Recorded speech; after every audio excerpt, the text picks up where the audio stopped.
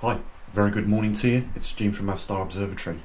In this little video, I just wanted to go over some of the basics so that we all have, a basic fundamental understanding of some of the planetary mechanics which are leading to these recent events that are becoming more clearer. Before I do, as usual, I'm very grateful for the support that we get for the observatory, and I want to welcome Douglas Cadell back. Good to have you back on the team and supporting us as well. Absolutely amazing. I know it's been a difficult time for a lot of people, but these people obviously, when they could, they came back and they supported the observatory a little bit more, because we might have gone through a pandemic and still be seeing some of the remaining policies affect our lives as a result of that, but things I do feel and sense have got just a little bit better in the last couple of months, and I suppose that is largely down to probably a vaccine rollout and, more importantly, and thank Godfully, less people dying in the hospitals globally. So huge thanks to you guys, huge thanks to you patrons, and those people that make one-off payments on PayPal, and they come over to our website and they sometimes pledge a little bit of support for us. But it is, as usual, business as usual.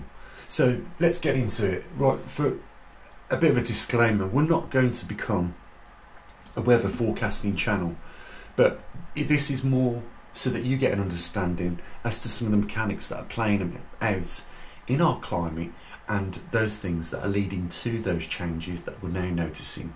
One of the common things that seems to be apparent is floods.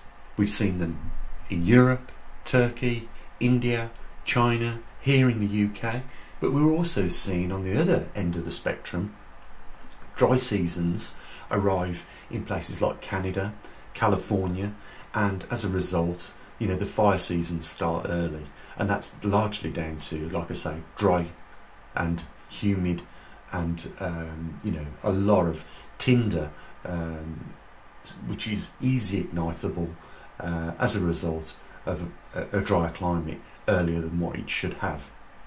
So two of the things that we see very common now is floods and fires. Well, we don't need to go too much into the detail as to what leads to a drought. It's a lot of hot weather and not a lot of precipitation, and a build-up of fuel in the form of trees and bushes and things like that that are very dry and easy to ignite. So we can, if you like, just put that on the side and concentrate on the other dynamics that is taking place on our planet with regards to climate. Now, world governments are still pushing global warming, would you believe? They're still blaming it on man-made carbon being put into the atmosphere, and as a result of that, it is warming the planet, and as a result of that we get floods. But that couldn't be any further from the truth, because that is only going to lead to a more humid environment where more water vapour goes into the atmosphere as a result of that. And having more water in the upper atmosphere and then having low pressure and then having slow moving clouds and the temperature dropping just slightly is enough to empty the reservoir in the cloud out over one location in a flash flood. And like I say, we're not going to become a weather predicting channel here, but we can have a look at just some of the residual humidity, so that water reservoirs that are building up in the darker blue areas around the world, and we can see by just quickly looking over Europe, over the UK and over Greenland, that there's a lot of residual humidity, and then down into Central Africa. So these are the regions where we should be focusing our attention on, especially if they're in low pressure regions, slow moving cloud, so not a very strong jet stream, and then we're looking for a sudden dramatic drop in the temperature, and that's where you get your flash floods occur. And it's just a tool for you guys to use. If you go on to North School, you can have a look at the jet streams. I can quickly show you those, and you can get to use the software a little bit better and sort of like make some of those predictions for yourselves. One of the things we talk about here a lot on this channel, and because it is directly a driver of global climate, is the jet streams. And now we're just peeking over the halfway point here in the United Kingdom, which puts us slap bang in, if you like, the summer months, because we are on our approach around the sun. Our northern hemisphere is closer to the sun at that point.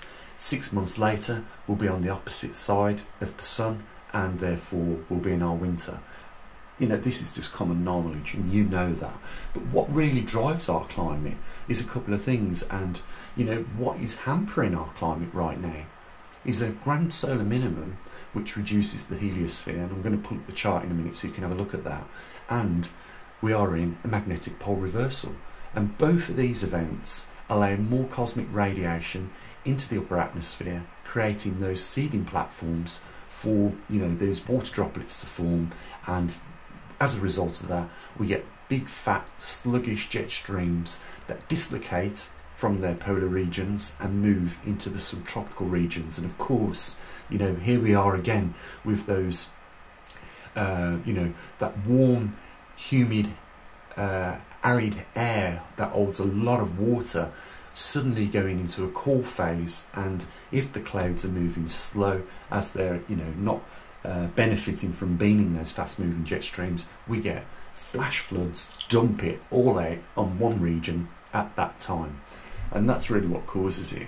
But we've got subtropical jet streams over the southern and northern hemisphere mixing with the polar jet streams both over the hemispheres, and as a result this is what is changing our climate here on our planet. And it's affecting a lot of things, and not just that. I mean, we couldn't, I said we was going to enter a gauntlet at some point. I wasn't predicting that we was going to run into a pandemic, but we certainly have hit a pandemic, and for the last 18 months it's caused pandemonium around the world. And one of the things here in the UK we're suffering from is a shortfall in 60,000 logistical drivers, heavy goods vehicle drivers. As a result of that, that's why we're seeing the supermarket shelves not be as plentiful full as we normally are accustomed to seeing them. It's a matter of a few things that are coming together as a result of the pandemic. We've got this track and trace app on mobile phones, which is causing chaos because people can't get into work. Your logistical drivers that are there are having to isolate for 10 days. As a result, the logistics are just not flowing around the country or even around the world. And it's not just if you've got the goods, it's getting the goods out of the field, because it's also affecting farmers. If they can't get those labourers into the field because they're ill or they're isolating, then the food is not coming out the fields to start with, so it's not going to the wholesalers, and it certainly isn't being transported round to the local shops like we normally enjoy. So like I said, we was going to hit a lot of obstacles at this point in time.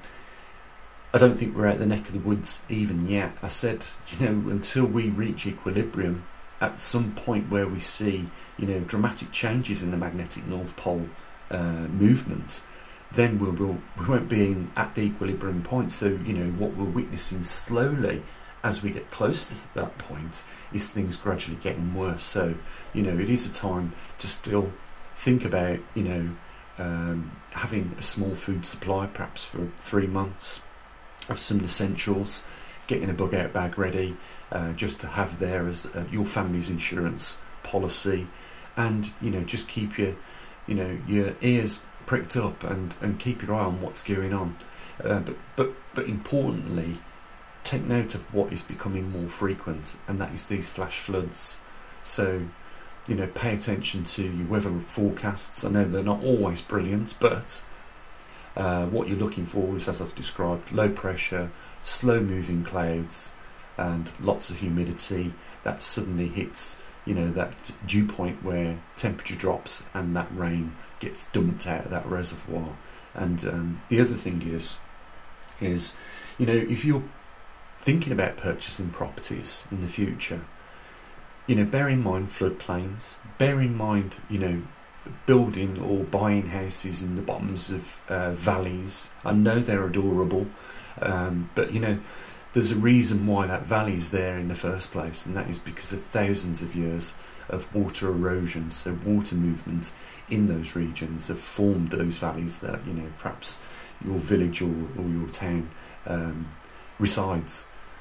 So just want to quickly go over the flow chart that I put together for you guys. You know, you break it down so you can see exactly what's going on, and we'll leave it at that. So a few months ago, just you know, for simplicity, I put this flow chart together. You can see top left hand corner, grand solar minimum, low sunspots, and then beneath that you've got the magnetic pole reversal. The grand solar minimum leads to a weakened heliosphere, which is our secondary, or you could look at it as our primary defence against cosmic rays entering our solar system. When we have low solar activity, the heliosphere shrinks, and so does with it our protection from cosmic rays. So we get a lot more cosmic radiation inbound when the heliosphere shrinks. If we look below that, you know, a magnetic pole reversal leads to a weakened magnetosphere, and that again, our primary or secondary main shield that protects our atmosphere from solar radiation as well as galactic radiation, weakens and can lead to weakening severely, and that it will increase the cosmic rays in the upper Earth's atmosphere. Cosmic rays mixed with upper atmospheric particles that allows water vapour to condense on forming water droplets.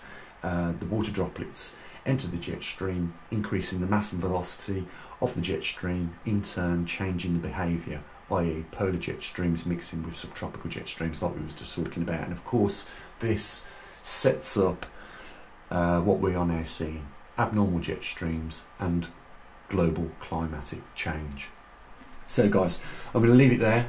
There's a link down there if you want to help support what we do on the observatory. You know, we don't just talk about these subjects. I think if you've been following me for a while, you know that we are proactive website and YouTube channel, and we actually have equipment out there in the field collecting the data on the magnetic intensities in different locations around the world. And of course we've got the fantastic system here, the TriMag, which monitors the exact position of the magnetic North Pole every month for us. So hopefully there is reasons there for you to want to support what we're doing. And the only other thing for me to say is, guys, you know, we do live in great times of change. It's time to think about your families, take care of them loved ones, and as always, bye for now.